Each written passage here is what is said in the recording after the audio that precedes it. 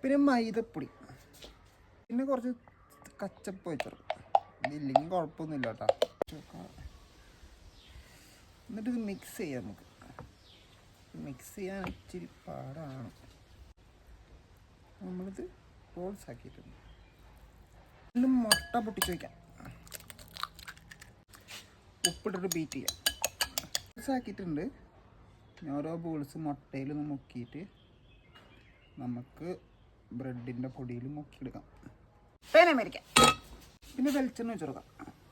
മുക്കിയിട്ട് വിട്ടെടുക്കാം.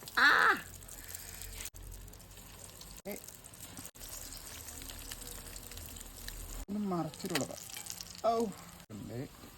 നല്ല ക്രിസ്പി ആയിട്ടുണ്ട്. ടിങ്. അപ്പം എല്ലാം നല്ല ഭംഗിയിൽ വന്നിട്ടുണ്ട്. നോമ്പ് തുറക്കുമ്പോൾ കഴിച്ചു നോക്കാം. അപ്പം അറിയാം ടേസ്റ്റ് ഉണ്ടോ എന്നുള്ള കാര്യം. Okay bye.